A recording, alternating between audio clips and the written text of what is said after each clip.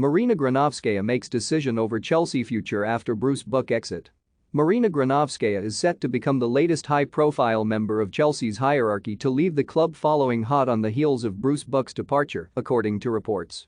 The West London club announced on Monday that their long-serving chairman, who has been in his post since Roman Abramovich bought the club in 2003, would be stepping down from his role at the end of the month.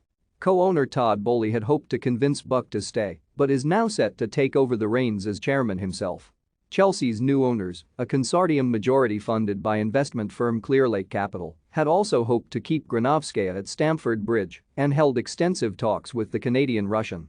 But now the Telegraph report that Granovskaia has decided to follow Buck out the exit door, leaving an enormous power vacuum at the club. Regarded as one of the best operators in football, Granovskaia was widely respected both in the Premier League and around Europe and had been in charge of negotiating Chelsea's transfer business.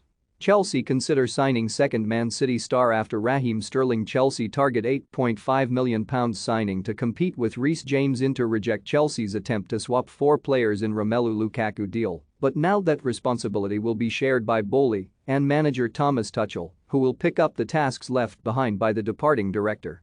It is not yet clear when Granovskaia will leave, but it is now expected to be before the end of the window, meaning Boehly will also be tasked with negotiating this summer's transfers, something he is already doing as he negotiates Romelu Lukaku's loan return to Inter.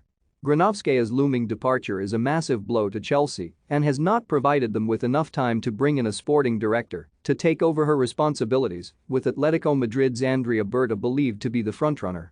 There are also question marks over the future of Petrusech, who has been acting as the club's technical and performance advisor and consulting on transfers.